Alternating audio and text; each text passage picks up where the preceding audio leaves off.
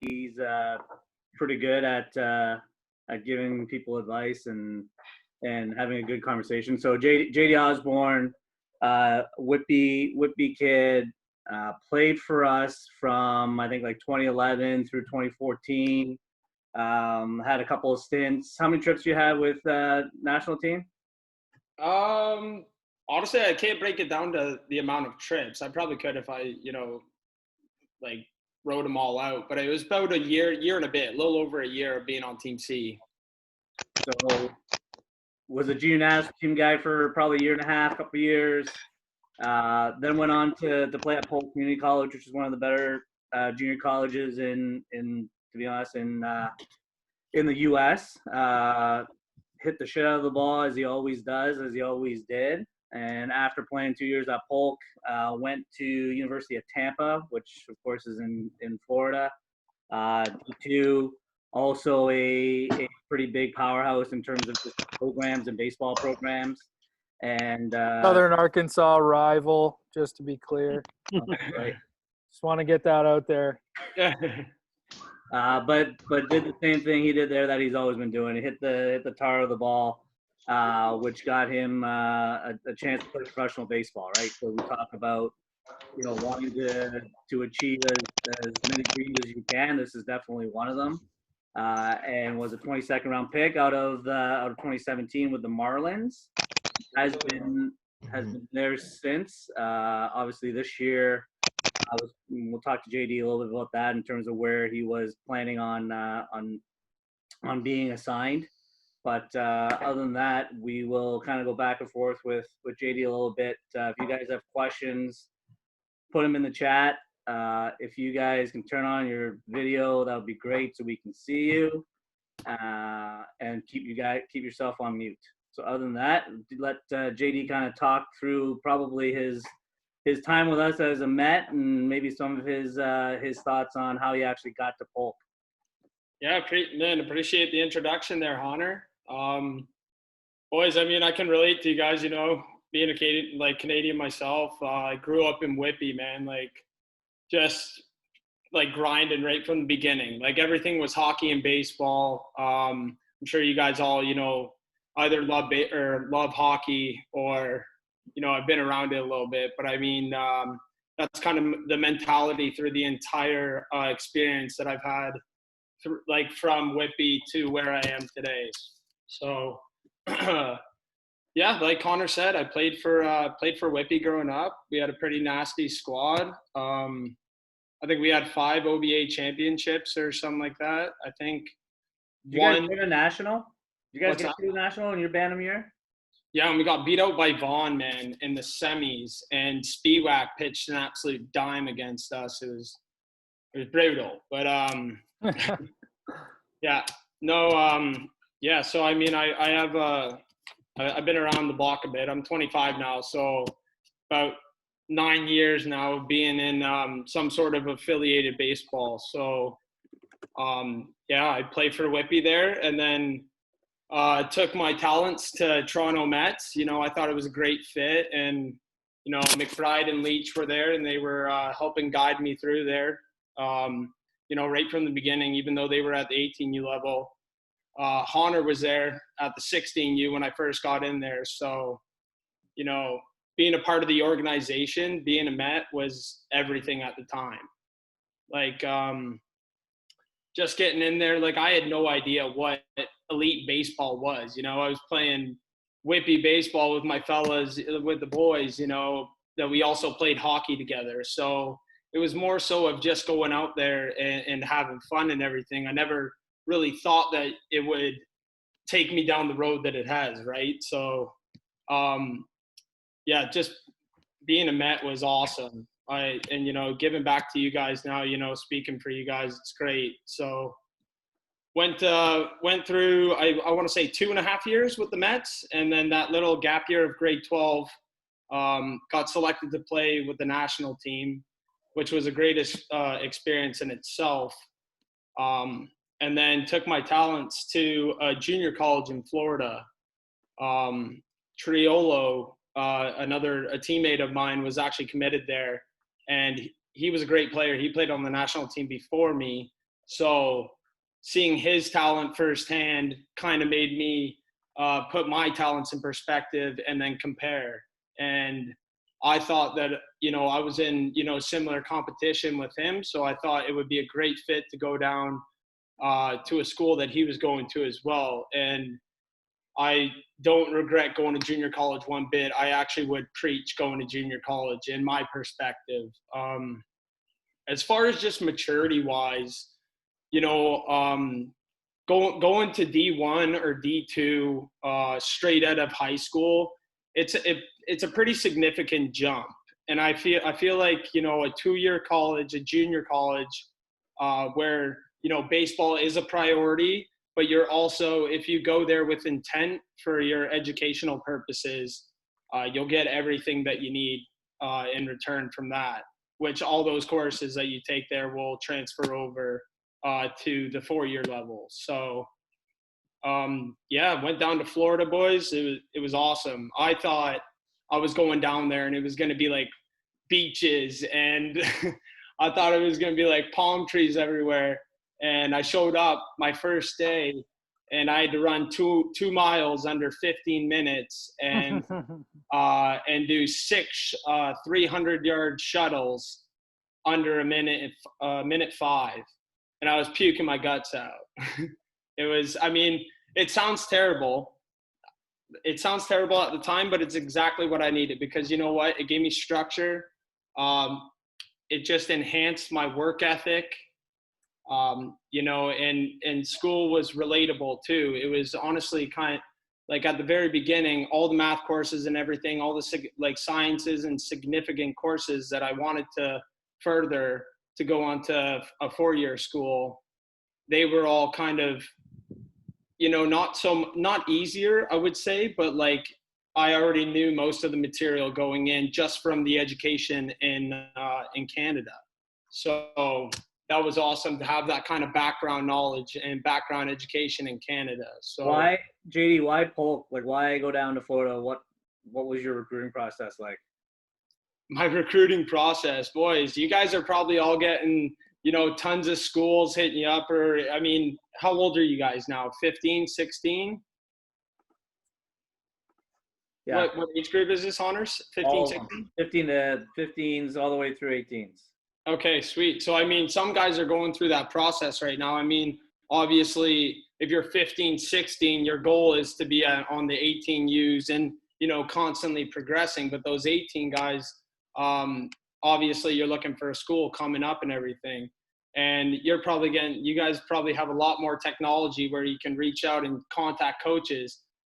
I never really got that. Even with the exposure with Team C, I never had a bunch of schools that were contacting me and that really wanted me. So I was at a point in time where I'm not getting a ton of feedback on basically myself or my talents. So I took it upon my own hands to reach out to the coach at Polk State and had asked him if I could come down to Florida for a workout just to show him what I got, just to see if he would, maybe give me some sort of scholarship that could pay for my school. And I went down to Florida. It was a 2-day camp, and I think or 1-day camp, and I smashed. I went 2 for 3 and just hit the shit out of BP and everything. And the coach ends up telling me at the end, he's like, "Man, thanks for coming out. I appreciate you coming down here, but I have no money for you." And at that time I was thinking, wow, I just completely wasted my time coming down here. And he was very interested, the coach was, and he said, "You know what, give me a month and I'll figure out a way to get some money." And the rest is history, man. I got offered a full ride scholarship. I got all my schooling paid for 2 years of junior college. And I was actually getting a rent check as well from the school, from junior college, because there's obviously different rules with NCAA and NJCAA. So the rules restriction for junior college are a little bit different. So I feel like it does work in the favor, and definitely in the favor of Canadians, or at least our perspective going to school. So yeah, that was the recruiting process. I basically went out there and did it myself. I didn't have people, you know, even though I was playing on Team C and I had Tyler O'Neill with me and you know, Gareth Naylor, like all these big names that you guys probably know of, Cal Quantrill. These boys all had D1 scholarships. They're going to these big schools. And I mean, that's great for them. It was perfect for them. It was their, you know, path that was for them. But in my perspective, you know, I didn't have a lot of school offers, or I didn't have a bunch of interest. So I took the step to, you know, reach out to these schools and you know, try and make something of myself. And, you know, just by taking a risk like that, you know, you'll be surprised. So what you did, I mean, in reality, we can say what you did was more of the conventional way of getting to the next level, right? It's not always that golden path to the next level, right? There's got to be effort in different areas and different forms to get to that next phase, right? So I think that the message here is really clear to a lot of our players that you got to put effort into different spots to get to that next level. And fortunately too, you know, our program's at a capacity where a lot of good coaches, a lot of good people working very hard to help the players get to the next level, but there's some legwork that goes into it. And there's some failure. There is. It's a ton of failure. And, you know, if you can't deal with that, you got to find a way to deal with it. You know, it's tough because, you know, it's sad to say, but the baseball community in Canada, although it's growing rapidly and it's very prevalent now, at one point in time, there was kind of a stigma that baseball, like Canada and baseball, would, you know, it wasn't the best talent. And I think, you know, we're doing great steps. And I think, you know, the Mets and the elite ball and talent is starting to rise. So you boys actually have a way better opportunity than essentially that we did, you know, coming up. So kudos to you guys. That's awesome. But now it's taking that knowledge of these players that have gone and done this just before you guys and gone off and went through these experiences and kind of listening to their perspectives. So honestly appreciate you guys listening to this. But and I think one element that JD, you may or may not, you know, even know on that side is, and it still happens today, is, you know, you hit the tar of the ball at a workout or a tryout, they had no money. However, I guarantee you that Corbeil, who was the head coach there, reached out to probably Greg and reached out to other people that, you know, that JD has played for or played with, and would ask about, you know, what is he like as a player? What is he like as a person? Because you want to make sure that when you're going to give, you know, significant money to a certain kid, you know, that they're going to be there for the time that they're committing, right? They're not going to, as we talked about with a lot of our other kids, they're not going to be back in, you know, by Labor Day, or they're not going to be back by Thanksgiving. Essentially, you are an investment. You know, at some point in time, you are going to be an investment, whether that's pro ball or whether that's college. So, I mean, don't take that as like a high pressure situation. I want you guys to have fun with it. I want you guys to, you know, be the best version of you guys that you can be, you know, pick off each other. I want, like, you guys should be communicating with each other constantly, you know, and just picking each other's brains. You guys should have clear transparency with your coaches and communicate with them. If something's unsure or you don't really know, or, you know, just seek that knowledge, talk to people. So it goes a long way. But I mean, going back to my experiences in college there. So I went to junior college for 2 years. I had all my prereqs that I needed for, I didn't know at the time if I was going to do sciences, if I wanted to do business, finance. I had no idea. I honestly wasn't even a school guy. I'll tell you, honestly, I hated school. I hated going into class, and I didn't like taking notes. I wanted to be doing something active. I wanted to be in the gym, or, you know, hitting BP, or working on my swing, you know, or just anything other than school. And when I actually got to school, I was so relieved because I was, you know, just so interested at that point. It was like a turning point. Whereas I feel like if I went to school at a 4-year college right from the get-go, I probably would have had, bigger failures that would have led to a more consequential, or like I would have had bigger consequences that would have jeopardized my baseball career. So that's why I feel like there's certain paths that you can go, and you just you got to scale yourself. And it's not so much if a D1 commit, that guy's the dude.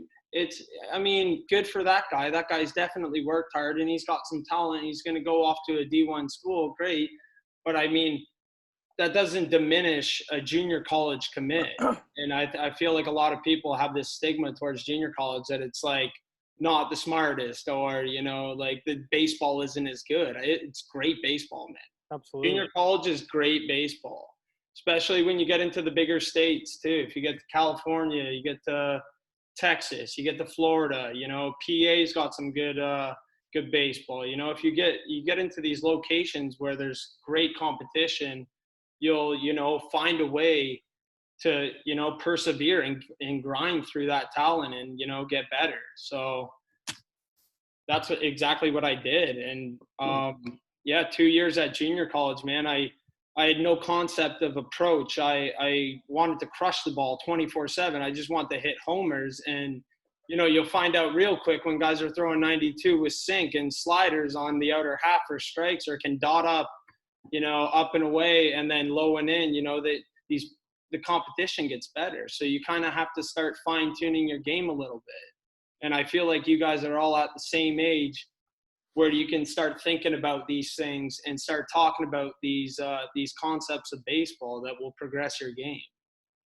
So, I went from junior college there, went to University of Tampa after, and it was like freedom, man. It was like 2 years of playing baseball. I probably played about 200 games plus in junior college, and it was great experience just to have that, that exposure to better talent. And it really prepared me for the 4-year level, which I ended up ironically getting my education totally paid for at University of Tampa as well.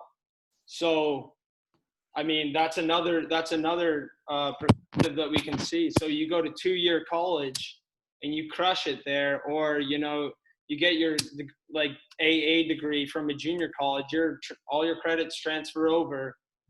After that, it's just baseball. So a lot of these schools will be like, okay, this guy has gone to school for 2 years already. He has that experience. We're going to now transfer these junior college transfers into a 4-year program and, adjust the talent accordingly. So it was very beneficial just to get that, maturity in those 2 years at junior college that I was really needing at the time in order for my success at Tampa. So, yeah. Let's skip ahead to 2017, because I remember delving back a little bit and kind of looking at a lot of the stats around that league and so forth like that. And I just remember coming across week after week after week after week, just raking, man. Like, you went off in 2017, 20 bombs. That was a good year. Yeah. Massive year. Let's talk about the preparation and everything that went into that, because coming into that's the last kick of the can, right? You were healthy the whole way through, had a lot of opportunity. In 2017, it's not like it didn't click in 16, but 17 looked like it was time to blow up, man. Like, you became a man at that point. What was that like, man? Like, you were I'm pretty sure you were leading the nation for the longest time in a lot of offensive categories. Let's talk about that a little bit. Man, it was honestly, it reverts back to, my maturity and my growth that I got in the 2 years at junior college. It's I give all the praise back to junior college, man, because I seriously needed that. I needed that, like, discipline at the plate. I needed to, I would sacrifice, literally, when I first got to junior college, I sacrificed pulling the ball. For the entire fall of going into the program at Polk State, I sacrificed pulling the ball. I literally said, I'm going to hit everything to right center or right field with juice. Because, I mean, I could juice balls to left field or, you know, whip your hands and, you know, you could pull balls or rip them in the 6 hole. But, I mean, I wasn't – you can't really develop that. Like, so I started tweaking and making certain adjustments in junior college for my approach and my mechanics. So that was huge, just to, you know, just focus specifically on one part of my game. It was basically hitting. So I sacrificed pulling the ball and would crush right center. And I mean, at the very start, I failed. I honestly sucked, man. I was so bad. I would hit Duffy, you know, ground balls to second base, and then I would end up spinning over and rolling over. But then as time went on and I kept working at it and constantly putting that work in the cages and, you know, in BP, taking BP with, you know, an approach. Whereas before I was just hitting BP just to hit BP because it's fun. You know, you're just hitting balls. Yep. I started fine-tuning little things in my game and started implementing them in the game. So sorry, go ahead. Oh, go ahead. Finish off. I was just going to say that gets to the point where you need to – all that success at senior year, that was basically me. When I – like at Tampa, I was basically just grooving myself the years before to just go out there and play. So it was secondhand at that time. It's still kind of – I mean, I'm still obviously progressing just like you guys are. But, I mean, as far as, you know, breaking things down and specifically looking into detail, you need to start working with a purpose with everything that you do. Right. Playing catch. I was just gonna say, I mean, you know, you had 2 good years at Polk. I just pulled up your 2 years of Tampa, and, you know, in the year you hit 20 bombs, you played in pretty much every game, 53 games, hit 387, 429 on base, slugging was 743, right? So a lot of great accolades along the way as well. It's a big year, boys. That's a big year, boys. 387, wow. 86 RBIs. No, man. That was RBIs in 53 games. Like, that's incredible. Dude, that was honestly, boys, that was just me out there having fun, taking what I know, having the confidence and the work that I had done prior to those years, and just, you know, going out there and laying it on the line and just having fun and taking that grindy mentality where you're going to be a tough out no matter what. It doesn't matter who's on the mound. You could have Verlander on the mound. It doesn't matter. You could have Joe Schmo, who's committed, you know, big D1 guy, whatever, whoever it is, you know, you're going to compete your nuts off no matter what. So, and that was it. What would you say the difference was coming from Polk into Tampa? Like, you were probably more prepared than most, but did you notice, or if you reflect back now, did you notice what was the difference, whether it was work ethic, whether it was just the way people trained? You know, what were the differences? It is freedom. That's what it is. It's, you know, the sky is the limit. It's however much you want to put into it is however much you're going to get out of it. And it's so cliche to say, but it is so true, man. It's like, if you guys think for 1 second that I wasn't, you know, showing up to the field like an hour before, 2 hours before, sometimes I'd literally stay at the field after practice and hit. And you know what? People, you know, make fun of those guys or say like, those guys are, you know, like go hards or whatever. No, man, it was just me trying to figure things out, or, you know, I was just putting that work in. It was just grinding, and I was constantly reading. I was constantly, you know, talking to people, like talking to my teammates, talking to my coaches, talking to previous players that had came through the program, exactly like you guys are doing now. And I was just picking their brain and trying to see, what can I get from these, you know, players that have had so much success, and how can I put that into my game? So, yeah, that's basically it. There was a ton of freedom, man. It was, I went from junior college to just, work. There's scheduled work sessions to going to 4-year. And when you get to 4-year, I mean, there's not really there, because there's so many restrictions. You don't have, 2 hours that you could put in a cage by yourself. There's got to be a coach there. There's got to be, a scheduled time frame where you're going to get these things done. Like, you're going to get your work done. So it kind of limits you.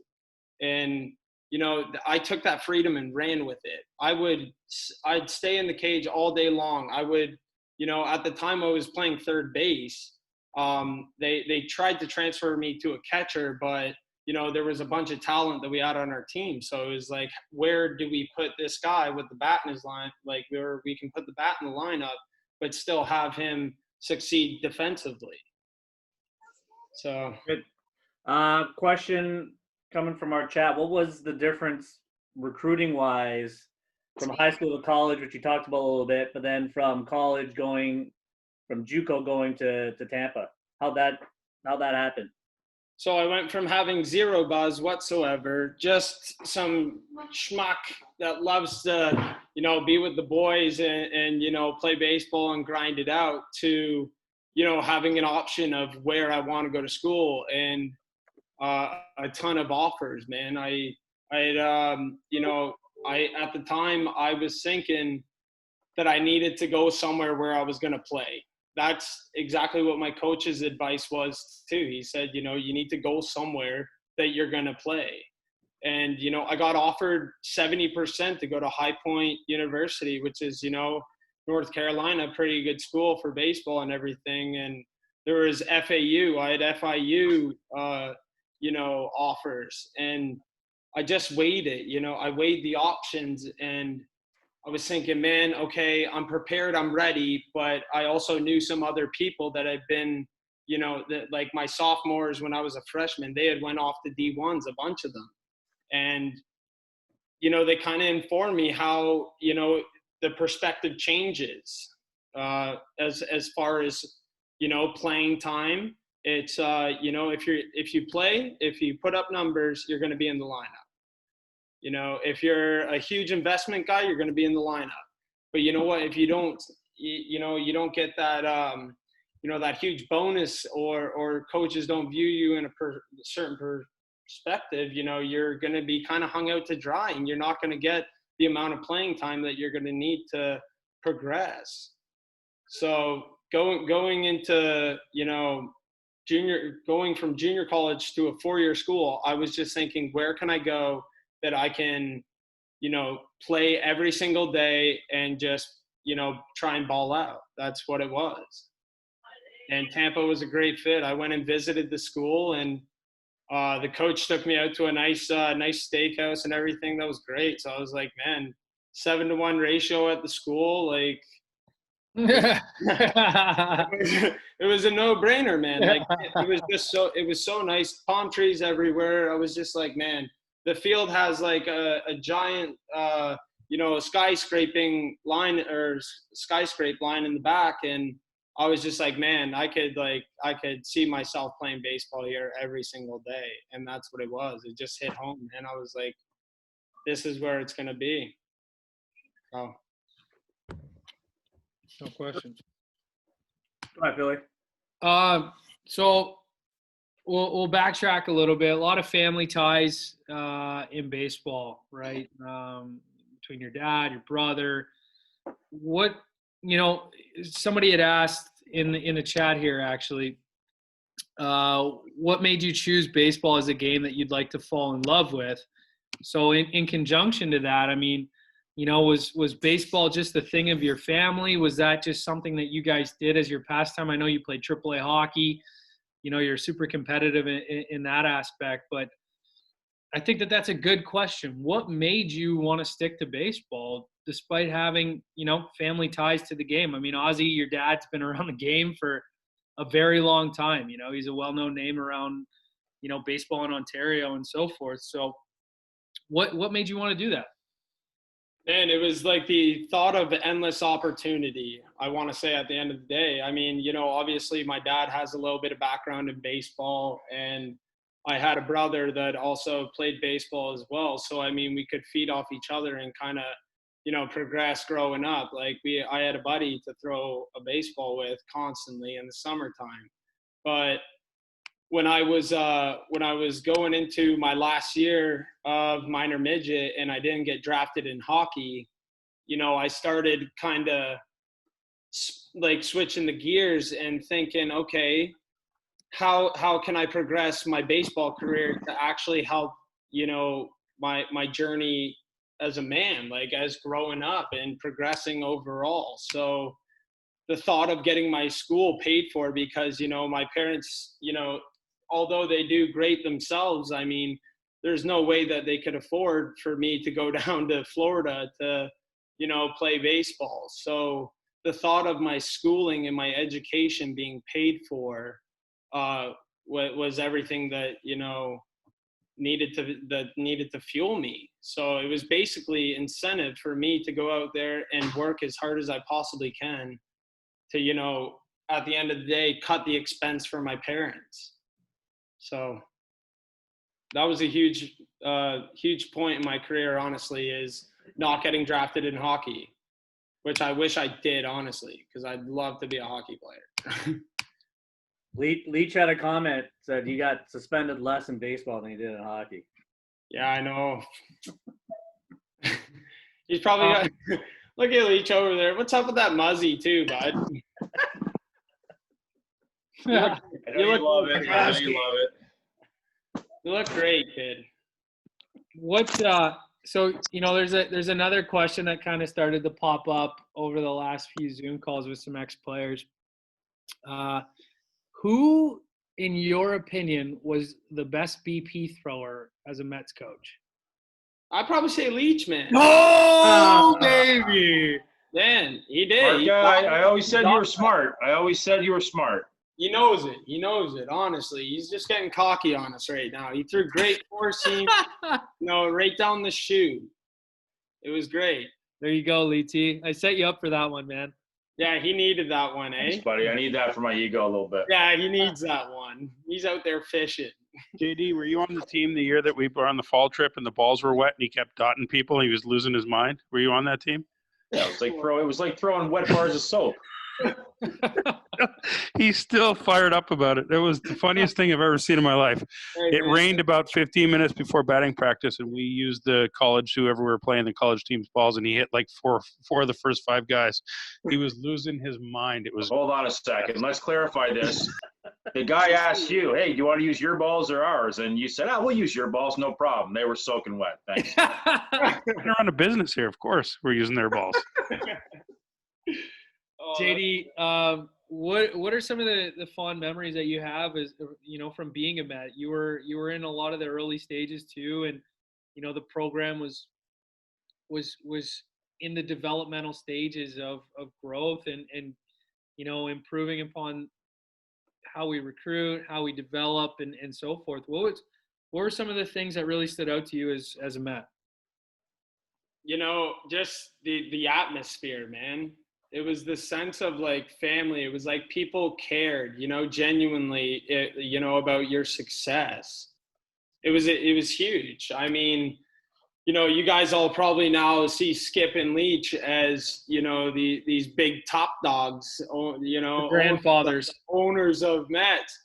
To me, these fellers, man, they were great, man. They were honestly so inspirational. They were great coaches, and they pushed me, and they instilled that philosophy from the, top down. And I mean, look at the organization now. It's huge.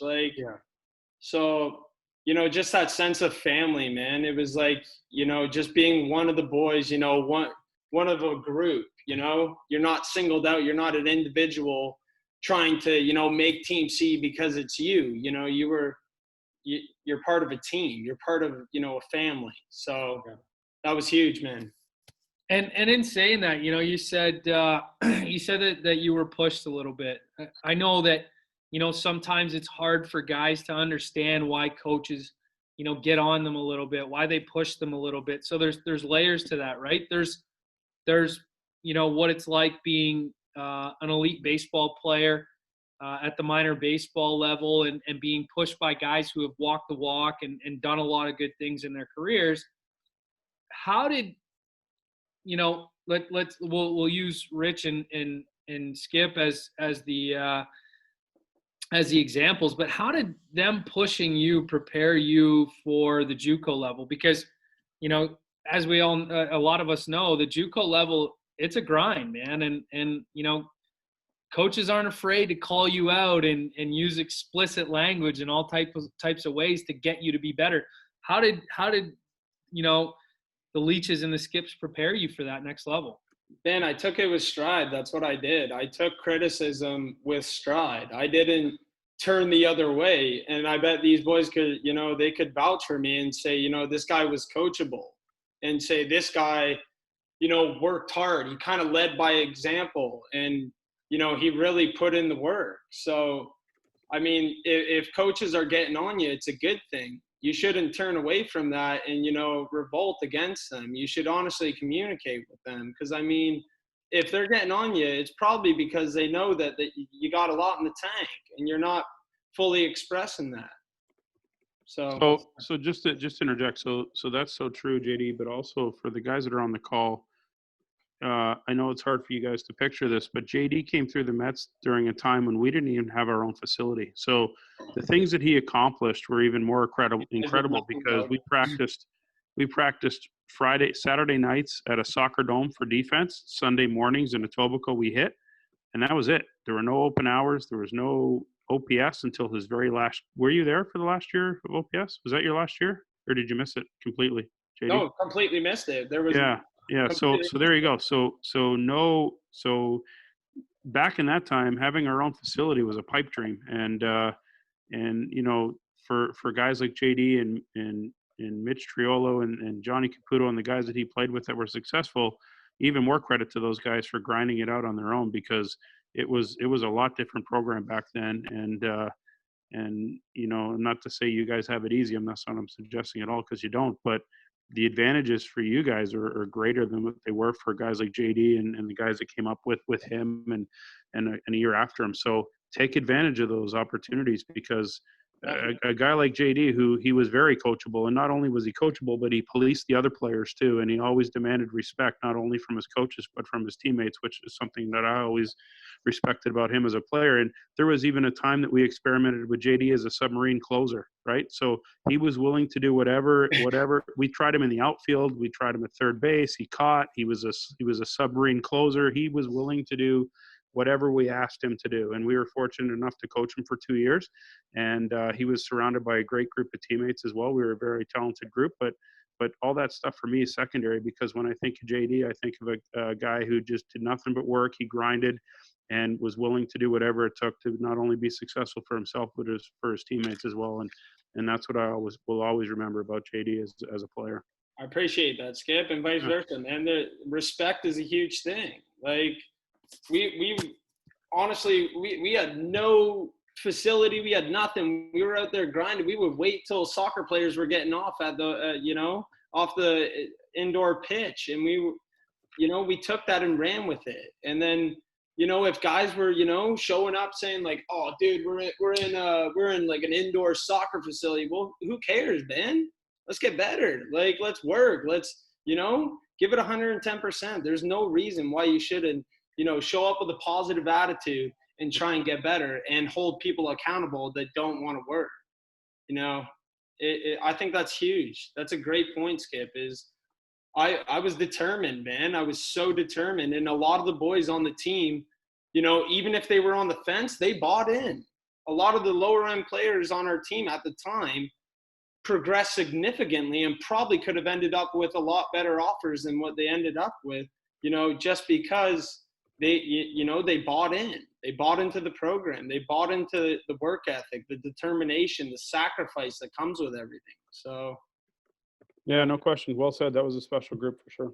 Definitely. Yeah. And I think that, that's a unique perspective as well. I know you like to talk a lot about perspective, and that's very relevant at this point in time, right? Having different kinds of perspective, understanding different ways of doing things. But, talking about character, we focus heavily, players focus heavily so much on, statistical analysis and, how to develop the physique and different sorts of things like that. But, honing in on character and building character and being coachable and developing yourself as a person. The Mets do a tremendous job at that, but it's also on the players to be able to your point, police yourselves and hold yourselves accountable to that standard. So, I think all around that's a really good point. Yeah, can I tell a quick story? So we were in Florida. Oh God, here we go. Not the Florida story. Come on, these boys. JD was a member of the junior national team, and he played like Florida story. 10 straight days with the junior national team, and then we happened to be at the same complex in St. Pete's as the junior national team was. So we got down there probably 6 days into their trip. So long story short, he and a couple of teammates were pretty worn out from being on the junior national team, but they came straight over to us, played the next 3 or 4 days, and we had a kid who had a ball that go through his legs in left field, and he jogged after the ball to the fence, and JD got, and I mean all over him in the dugout after being worn out and being, nervous and being up against it I think it was your first trip with the junior national team. Anyway, I think it was, honestly. Yeah, he wasn't the only one, but he what I just said about policing himself and holding teammates accountable, he was the first guy to get on this kid and didn't, it wasn't to the point where everybody in the park knew it was happening, but he pulled them aside as they came off the field and said, that's not the way we do things here. This isn't the way. So, and that wasn't a message from the junior national team. That was a message from being part of the Mets. But my point is, he had just played against the best players at his age group in the entire world. And for him just to get right back into the Mets mode and this is the way we do things, for me, that spoke volumes about his character and type of teammate. And that's why he is a professional baseball player today, largely why, not only talent-wise, but he's a grinder and he holds not only himself accountable, but those around him as well. So that's probably the most important point that I can make, piggybacking what JD's already said. But here's a guy who just took off Team Canada jersey, put on the Mets jersey the next day, and was willing to step up and get right on teammates for not doing things the right way or what turned out to be our way. So I thank you for that as a coach, because that makes our job as coaches much easier for sure. When you have players that are willing. There's no excuse. Honestly, you have no excuse not to give your 110%. No matter, you got what, 2.5 hours, 3 hours at the ballpark out of your day, out of a whole day. There is no excuse. I find it so inexcusable to go to the park and lack the effort or make excuses or kind of swift by and kind of sit in the shadows. You should be trying to get better no matter what you're doing, 100%, 110% all the time. And you know what? Your body's gonna hurt. You're gonna bitch. you're gonna fail. There's going to be a ton of, adversity that you're going to deal with. But just by having those other core values, you'll understand and you'll see the entire picture instead of just seeing a smaller picture. So that's a good little segue into just like body and weight training and nutrition and all that kind of stuff, hydration, sleep. Huge. Huge. Has it changed as you try and survive professional baseball? It's the number one thing that I think it is so underrated. Everyone talks about, load or hand positioning or center of gravity when you're hitting or, all these little detailed components of certain parts of the game. And it's just, it all comes back to moving correctly. And I've always been obsessed with the body, man. I don't know why. It's just like my interest. I've just always been obsessed with my body, with, athletic movements in general. And there's a certain way that a body moves correctly, which can prevent injury and increase athleticism. So I think that is a huge learning curve where I think where players themselves need to take that upon themselves to go out and seek that knowledge. I said, for example, I was talking to the 15U team of Whippy Chiefs, and the example that I gave was breathing correctly. No one ever would tell you how to breathe correctly. You're sitting there probably, slunched over or something and think about your breathing pattern then. No, you would, to breathe correctly, you need to have good posture, scaps, externally rotated a little bit, and breathing through your diaphragm, engaging your core. That's just a small, skip of, the entire body moving. Now put that into fielding a ground ball, or, putting your body in a good position to hit a baseball. So that it's huge. It's proprioception. It's understanding mind to body connectedness. Connecting. So. Hey, JD, I'm the strength coach with the Mets, and I see these guys quite often. I have a good relationship with all 110, 115 of these players. If you were in the position, I know we talked about you guys only having Saturdays and Sundays indoors and not even having a strength component. These guys have the access to it. They have access to the gym. We give them programs. What advice would you give to them, knowing that they have access to this now? If you were in their shoes starting at 14, 15U, going up to 18U, what advice do you have for them with the lifting and the nutrition and the sleeping, when it comes to where you are now? So thank you, Michael, and appreciate meeting you as well. I actually look forward to coming back to Canada and speaking to you about all body movements and, strength, nutrition, everything. But they need to seek it out themselves, man. They need to have the ambition and drive to, go out and communicate with the other coaches, and ask for feedback. Because I bet any money if all these boys went in there and I asked them to do a squat, or you asked them to do a squat, they would bang out a squat, but necessarily their form wouldn't be to a T. So I mean, I think taking the advice from the people that have knowledge in the industry would be a huge component, and really breaking that down and taking it personally, and, taking that into account of your own body.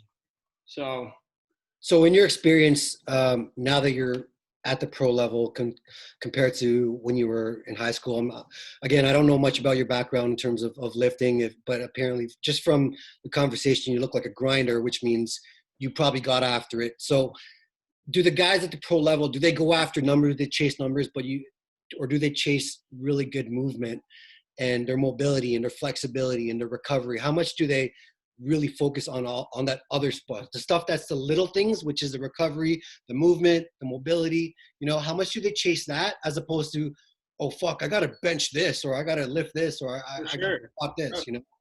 Completely relatable there, dude. It's like it's almost like a knowledge curve. So you go from just getting stronger in a sense of just lifting weights, or increase your reps, increase your sets. But if you're doing all the improper movements and, you're banging bars off your chest to get 315, well, that might be great in the time and you might be getting stronger, yes. But I bet at any point down that road, probably, I don't know when it'll be. It could be 2 years, 3 years, 4 years. That's going to come back to bite you. And, it sucks because, you think it's just hard work that you're putting in all those times, but really it changes. I'm kind of lost in terminology here, but I would say the root of it is moving correctly. I think moving correct, less weight, it doesn't matter what it is, you need to perform pristine, so to say. You need to have perfect movements, man, or at least strive for having perfect movements. Like you're prioritizing form over just lifting these crazy numbers to keep up with your buddy, to chase some number that you saw on Instagram type of stuff, right? Without a doubt. So you ask about the perspective of pro ball. I have guys in the weight room that get after it, and then I have guys that don't get after it. It's kind of a mesh, but you see the guys that succeed and have really good numbers. Those are the guys that aren't in the weight room, that are, just round their back and deadlift, 400 pounds just to say they deadlifted. They're deadlifting 225 with absolute pristine form. And they're, correctly moving their bodies. So it basically roots their athleticism. I could talk about this all day, but I know we're running out of time. Can you just, before they cut me off, what about nutrition? Nutrition. I mean, I'm organic. I mean, I just essentially a paleo diet. If it comes from the earth, you know, I don't eat anything processed anymore. I mean, when I was, 18 and everything, I was crushing Mickey D's and all this shit, you know, but, you'll learn about it. You'll learn about what nutrients, what you need to, recover your body, or what nutrients, if you need to have carbs for energy, or if you need to, have some sugar in your diet a little bit, even just what you need for your body for whatever you're trying to accomplish. So that could go for, after a workout, you need like a ton of protein and everything, right? You need to have that recovery or sense of putting your body to rest and let it grow. Whereas before your workout, you're going to put nutrients in your body so you can perform at that time. So I honestly, in nutrition, I would just say, stay away from the processed foods, try and eat everything that's from the ground up.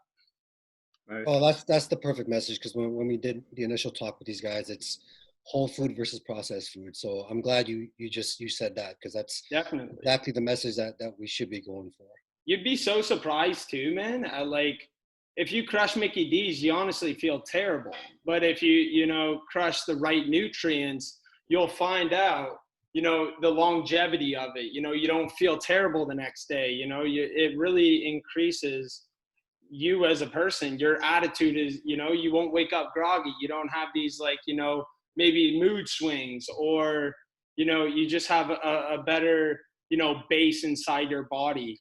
So yeah, taking care of your body is honestly number one. Nice.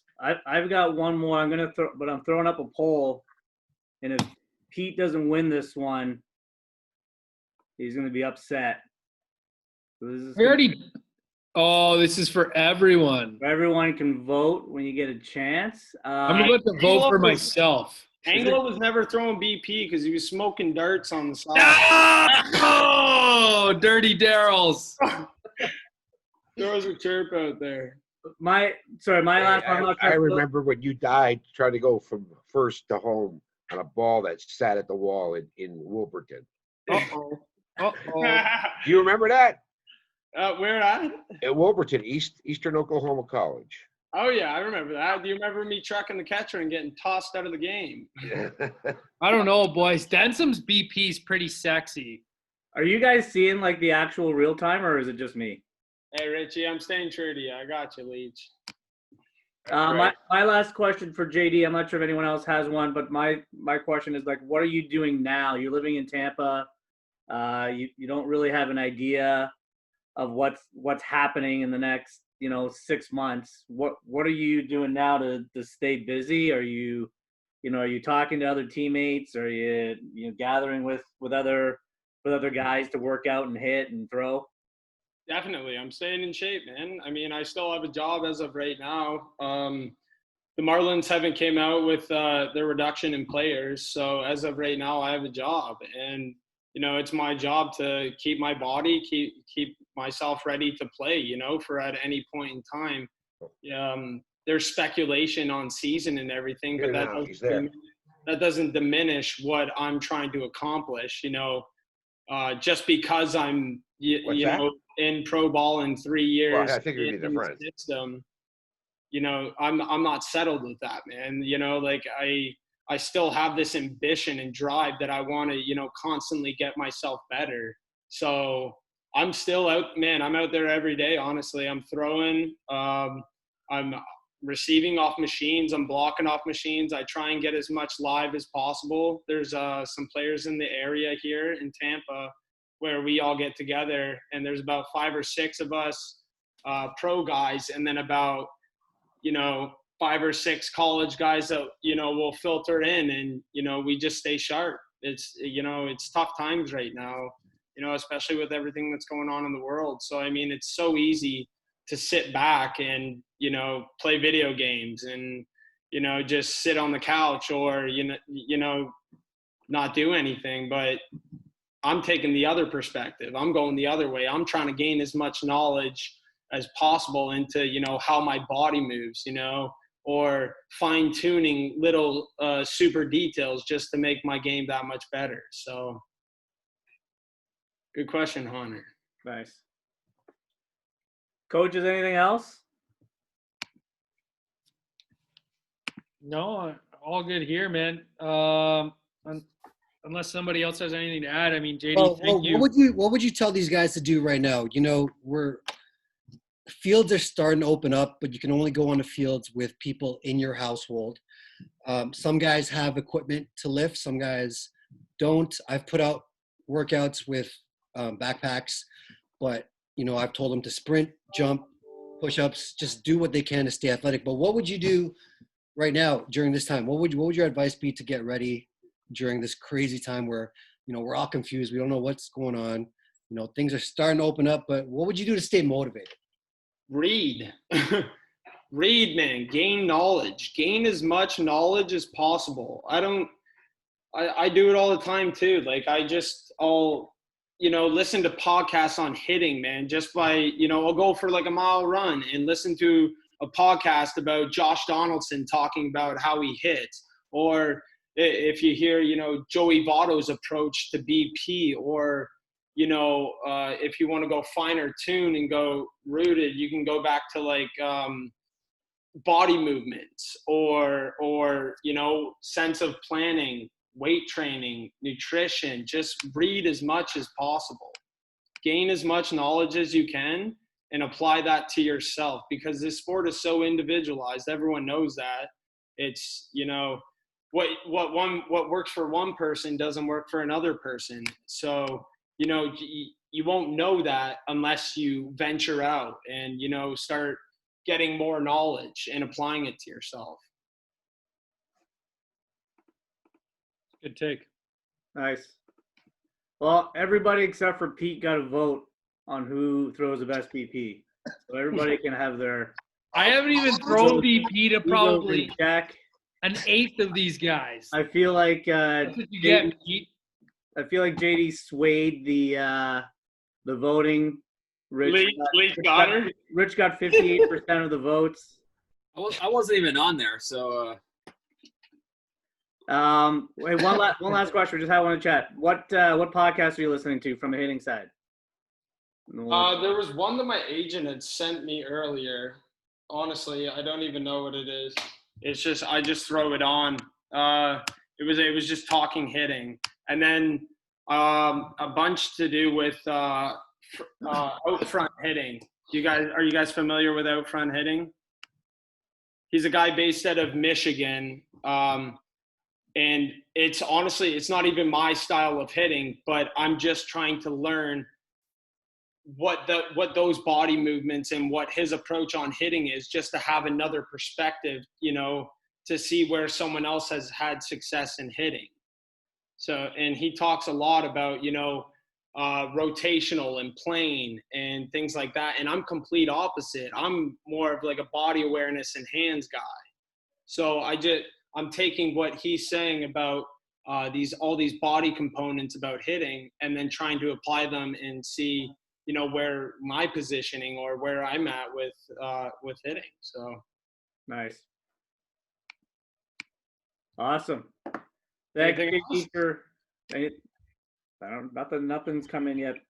I wouldn't mind hearing from the boys themselves. I mean, they have to have questions. Like, there's been a few in the chat. No one likes to speak on these for some random reason. Why not? Speak up, fellas. Come on. Or they're like, hey, get this curly-headed guy out of here. Yeah. All right. Anyways, JD, thank you for doing this. As you know, you're welcome back anytime if you ever leave the city of Tampa. We will continue to follow you along, and have a good one. Thank you.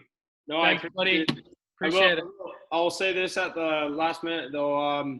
Boys, honestly, if you ever need anything, like, you can reach out to me whenever. You know, if you guys have questions about, you know, hitting, fielding experience or whatever, or college, or where you should go, or takes on schools, boys, I'm always open to conversation. I mean, I might not always have all the knowledge, but I mean, I can at least, you know, direct or put you in a better position that you were before. So feel free to reach out to me whenever, fellas. All right. Amazing. Yeah. Via Instagram, whatever, you know. Thanks, JD. Absolutely, guys. No problem. Come see us when you're home. We're in our new spot, so come see us. Yeah, I know thanks. I'm trying to get home, fellas, honestly, but I mean, it was 95 and like. Yeah, there's no need to come right now. Yeah. I appreciate it, JD. Thanks a lot, buddy. No Thanks, angle, guys. Yeah, absolutely. thanks a lot. Thanks. Hey, man. For sure, guys. Absolutely. All right. Take care. Take Thanks, it guys. easy, JD. Coach, stay on if you want.